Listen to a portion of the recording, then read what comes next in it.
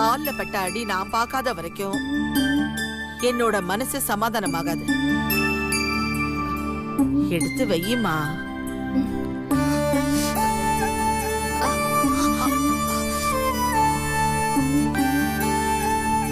பாட்டி, கால்ல தான் கட்டு போட்டிருக்கு. அதுல நீங்க என்ன பார்க்க போறீங்க? அதை விடுங்க. நீங்க முதல்ல ஏதாவது சாப்பிடுங்க. நீங்க சாப்பிடணுன்றதுக்காக தான் நான் அவளை கூட்டிட்டே வந்தேன்.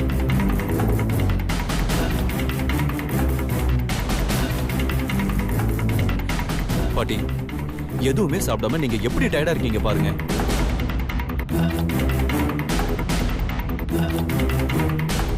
தென்றல், பாட்டி உனக்காக எவ்வளவு கவலைப்படுறாங்க, துடிக்கிறாங்க.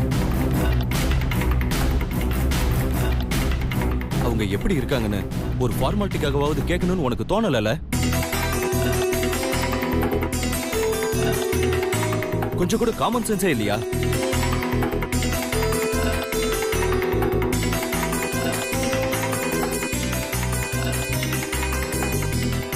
ஆகாஷ், அவ சின்ன பொண்ணு, அவளுக்கு என்ன தெரியும்? ஆனா தென்றல பார்த்ததும் எனக்கு 4 யான பலம் வந்துருச்சு தெரியுமா?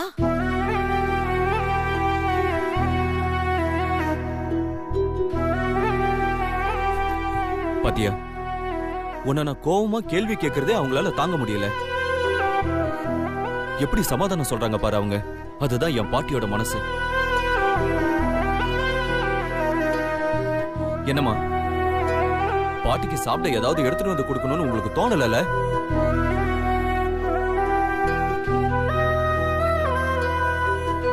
சரோஜா, பாட்டிக்கு சாப்பிடறதுக்கு ஏதாவது ஃப்ரூட்ஸ் எடுத்துட்டு வா.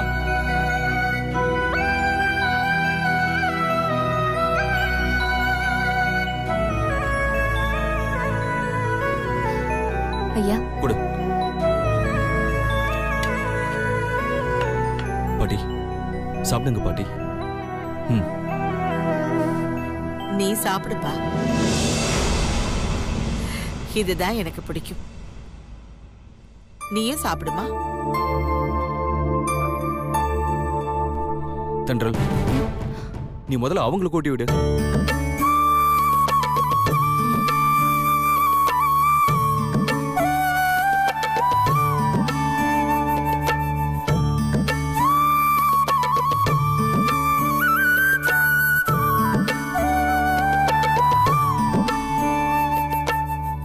என் மனசுக்குள்ள இருந்த கவலை எல்லாம் மொத்தமா போயிடுச்சு தென்றல். நான் இருக்கிற வரைக்கும் நீ எப்பவும் என் கண்ணு முன்னாடி இதே மாதிரி சந்தோஷமா சிரிச்சுக்கிட்டே இருக்கணும்.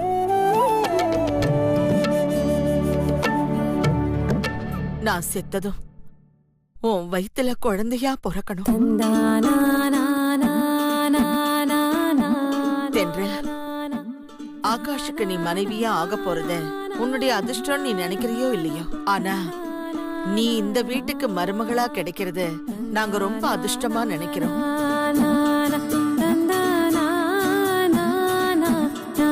உன்னை எனக்கு எவ்வளவு பிடிக்கும்னு என்னால வார்த்தையால சொல்ல முடியாது. நீ இந்த வீட்டுக்கு எப்போ மருமகளா வர்றியோ அப்பதான் எனக்கு திருப்தி. அது வரைக்கும் என்னால நிம்மதியா இருக்க முடியாது. பாட்டி, இப்ப ஏன் நீங்க அதெல்லாம் யோசிச்சுட்டு இருக்கீங்க? நான் முடியாது அப்படின்னு சொல்லவே இல்லையே. நீ அப்படி சொல்லிடுவியோன்றதுதான் என்னோட பயமே. அதுக்காக தான் நான் உன்னை இப்போ வர சொன்னேன். நான் உனக்கு செய்யணும்னு நினைக்கிறத நீ செய்ய விட மாட்டேங்கிற. உனக்கு நான் கொடுக்கணும்னு நினைக்கிறத நீ வாங்க மாட்டேங்கிற. அதுக்கு உன்கிட்ட வேற காரணம் இருக்கலாம். ஆனா ஏன் பயம் பயந்தானே? அப்படியெல்லாம் எதுவும் இல்ல பாட்டி. நீங்க ஏன் பயப்படுறீங்க? அப்போ நான் ஒன்னு கேப்பேன், அத நீ செய்வியா? சொல்லுங்க பாட்டி. நீ எனக்கு ஒரு சத்தியம் பண்ணி கொடுக்கணும். என்ன சத்தியம் பாட்டி? என் பேரனை கல்யாணம் பண்ணிப்பேன்னு நீ எனக்கு சத்தியம் பண்ணி கொடுக்கணும்.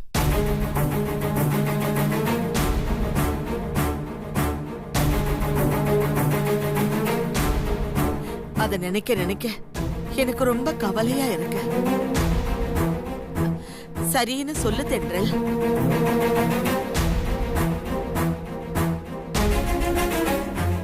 நீ சரின்னு சொல்ற வரைக்கும் என் மனசுக்கு நிம்மதி இருக்காது. நீ முடியாதுன்னு மட்டும் சொல்லிட்டா எனக்கு என்ன ஆகும்னு எனக்கே தெரியாது.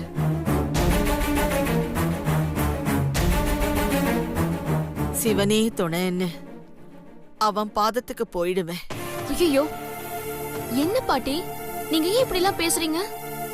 என்னோட வருத்தத்தை உன்கிட்ட நான் எப்படி காட்டுவேன்? இந்த வீட்டுக்கு மருமகளா வருவேன்னு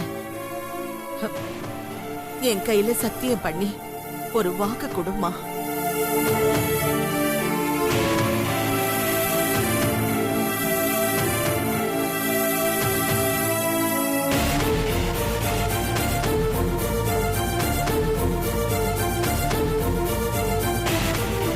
சரி பாட்டி, நான் நிச்சயமா உங்க பேரனையே கல்யாணம் பண்ணிக்கிறேன்.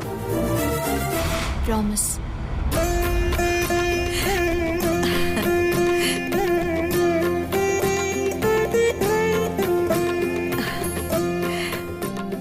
இனிமே நீங்க எப்பவுமே இந்த மாதிரி செத்துருவேன் அப்படி இப்படின்லாம் பேசாதீங்க.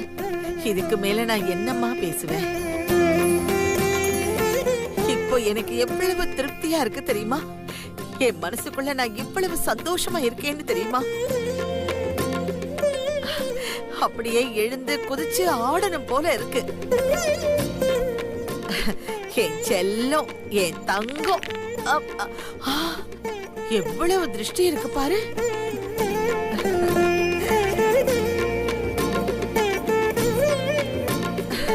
ஆகாஷ், ஆர்த்தோ டாக்டர் ராகவனுக்கு போன் பண்ணு. எதுக்கு பாட்டி? எதுக்கா? தென்றல் காலை பார்த்து செக் பண்ணி உடனே ட்ரீட்மெண்ட் ஆரம்பிக்கணும்ல.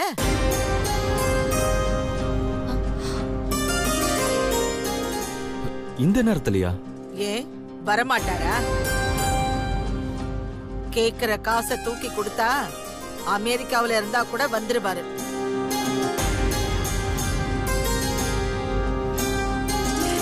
என் பேத்தியை விட எனக்கு பணம் முக்கியம் இல்ல. உடனே வர சொல்லு. வந்து இவ்வளவு நேரமாச்சு. கால் எப்படி இருக்கோ தெரியல. பாட்டி, டாக்டர் வந்து பாக்குற அளவுக்குலாம் பெருசா எதுவும் இல்ல. வலி இப்ப நல்லா குறைஞ்சிருக்கு. கவர்மெண்ட் மாத்திரை சாப்பிட்டா வலி எல்லாம் குறைஞ்சிடும் தான். ஆனா இவங்கள மாதிரி எக்ஸ்பர்ட்னால தான் வலி இல்லாமையே பண்ண முடியும்.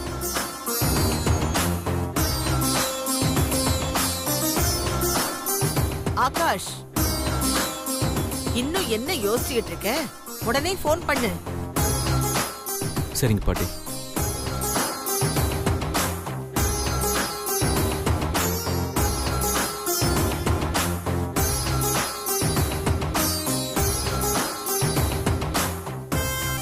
பேசியே ஆளை கவுக்கறதுல இந்த ஊர்லயே உங்களை விட்டா வேற யார் இருக்கா?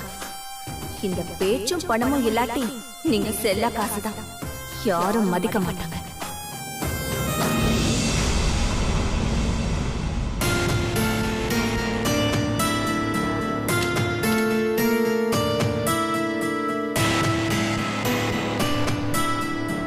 இது ரொம்ப தப்பா இருக்கு லட்சுமி. எனக்கு என்னமோ நம்ம அவசரப்பட்டுட்டோமோன்னு தோணுது. ஏங்க இப்படி எல்லாம் பேசுறீங்க? மாப்பிள்ளையோட பாட்டிக்கு உடம்பு சரியில்லைங்கிறதுனால தானே அவசர அவசரமா வந்து கூட்டிட்டு போனாரு. இல்லைன்னா எதுக்காக இந்த நேரத்துல வந்து கூட்டிட்டு போக போறாரு?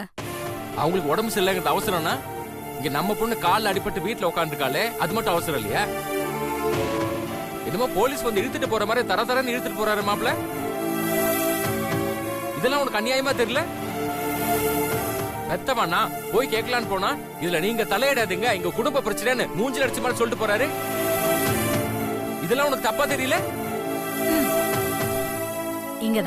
இங்கதாங்க நீங்க நம்ம மாப்பிள்ளையோட பெருமையை புரிஞ்சுக்கணும். நீங்க கேட்டதும் அது எங்க குடும்ப பிரச்சனைன்னு சொன்னாரு. அதுக்கு என்னங்க அர்த்தம்? என்ன அர்த்தம்? கல்யாணத்துக்கு முன்னாடியே அவர் நம்ம பொண்ண பொண்டாட்டியாவே நினைக்க ஆரம்பிச்சிட்டாருன்னு அர்த்தம். இப்படி ஒரு குடுப்பனை யாருக்குங்க அமையும்?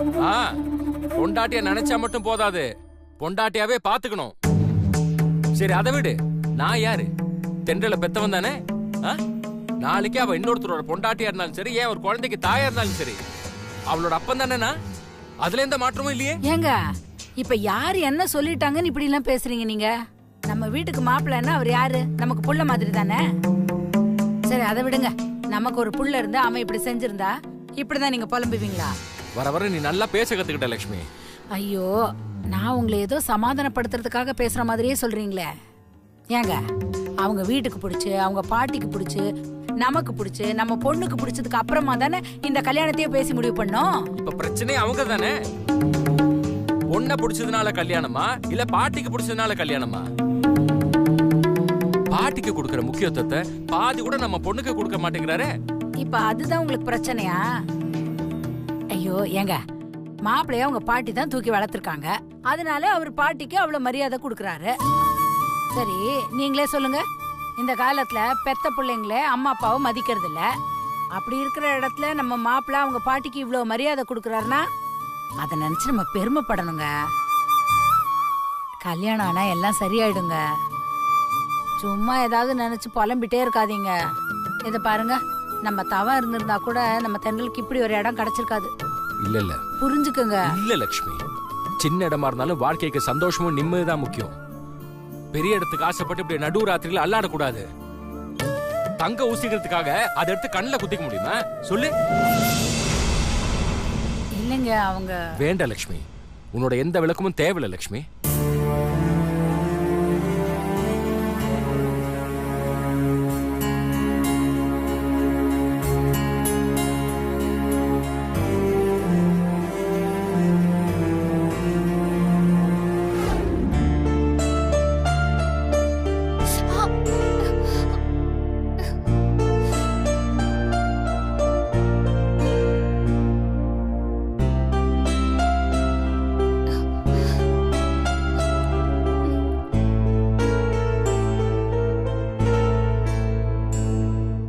கவலைப்படுறதுக்கு ஒண்ணும் இல்லைங்க. ஒரு நாள் ரெஸ்ட் எடுத்தா எல்லாம் சரியாயிடும்.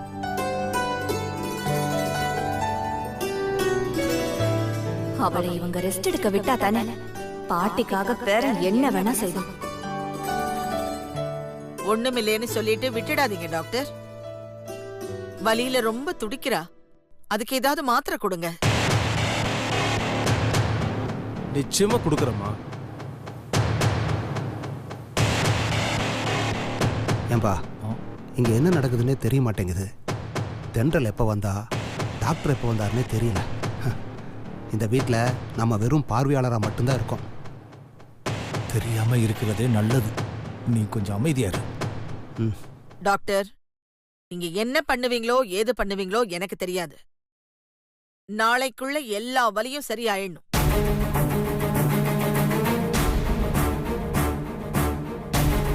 கட்டு கூட காணாம போயிடணும். அதுக்கு என்ன மருந்து எழுதி கொடுக்கணுமோ அதை எழுதி கொடுங்க.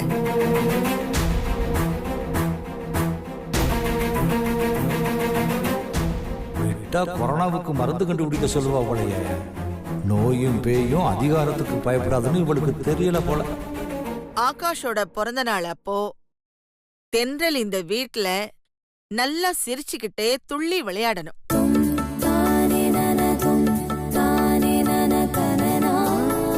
நீங்க கவலையே படாதீங்க மேடம், எல்லாம் சரியாயிடும்.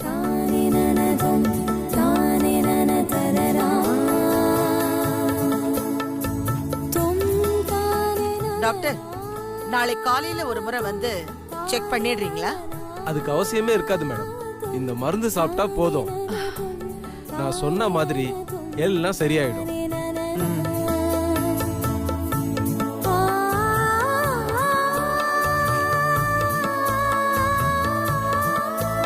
அப்ப நான் கிளம்பட்டுங்களா? சரிங்க டாக்டர்.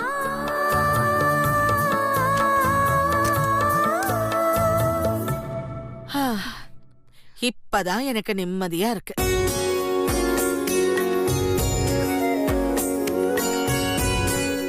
அவரு பெரிய ஆர்த்தோ டாக்டர். ஆர்த்தோல உடம்புல இருக்கிற அத்தனை ப்ராப்ளமும் அவருக்கு அத்துப்படி.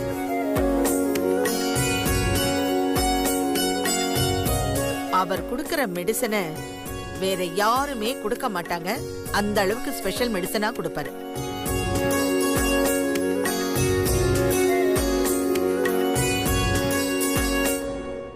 கவர்மெண்ட் டாக்டர் எழுதி கொடுத்ததும் இதே மெடிசன் தானே? டாக்டர் என்ன சொல்லிட்டு போனாருன்னு பார்த்தல, உன்னை ரெஸ்ட் எடுக்க சொல்லியிருக்காரு. நீ ரெஸ்ட் எடுத்தாதான் நான் என்னோட மருந்த ஒழுங்கா சாப்பிடுவேன். அப்பதான் வரப்போற ஆகாஷ் பிறந்த நாள் அன்னைக்கு எனக்கும் குணமாகும், உனக்கும் குணமாகும். பர்த்டே பார்ட்டியில நீங்க 2 பேரும் ஒன்னா இருக்கிறத நான் பார்க்கணும். புரிஞ்சுதா?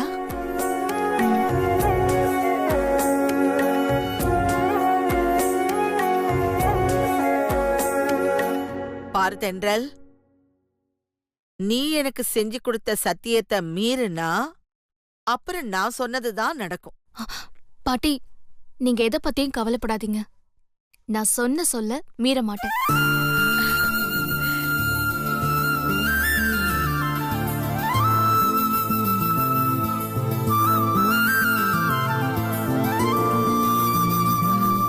ஆகாஷ் பாவம் எப்படி பயந்து போயிட்டான் பாரு. எனக்கு ஏதாவது ஆயிடுமோன்னு பயந்துதான் இந்த அர்த்த ராத்திரியில உன்னை இழுத்துட்டு வந்திருக்கான். என்ன காப்பாத்த உன்னை கஷ்டப்படுத்திட்டான். பாவமா தென்றல், அவளே கால் அடிபட்டு நடக்க முடியாம இருக்கா. அவளை போய் நடுராத்திரியில இவன் கூட்டு வந்திருக்கானே. வாயை கொடுத்து மாட்டிக்காதடா. எனக்கும் அது கஷ்டமா தான் இருக்கு. என்ன பண்ண, அவன் என் மேல உயிரையே வச்சிருக்கானே. சரி சரி, பாட்டியும் பேத்தியும் பேசிக்கிட்டு இருங்க. நாம வா போலாம், வா.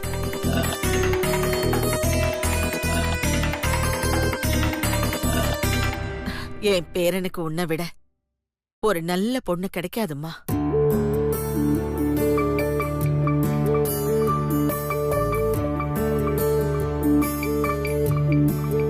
தென்றல், ஏதாவது சாப்பிடுறியாமா? இல்ல, எனக்கு எதுவுமே வேண்டாம். நானே சொல்லணும்னு நினைச்சேன், அதுக்குள்ள நீ முந்திக்கிட்ட.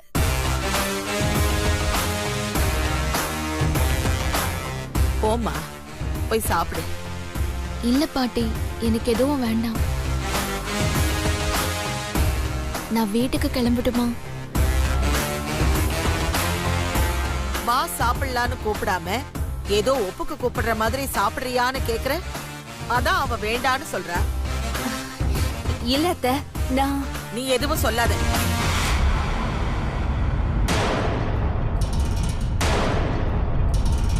இவ இந்த வீட்டுக்கு வரப்போற மருமக. நீ மாமியாரா நடந்துக்க பாரு. இல்லன்னா ஒதுங்கி வேடிக்கை பாரு.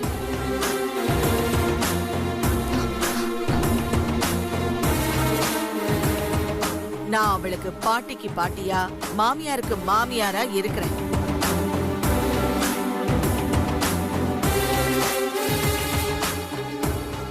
பாட்டி, நான் சாப்பிட்டுட்டே போறேன். நீங்க டென்ஷன் ஆகாதீங்க. சரிம்மா.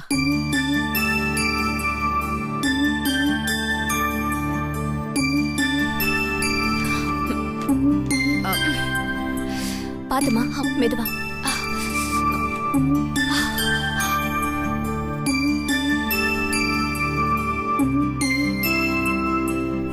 மாதவி, என்னையே நீ ஓவர்டேக் பண்ண பாக்குறியா? பாத்துக்கிறேன்.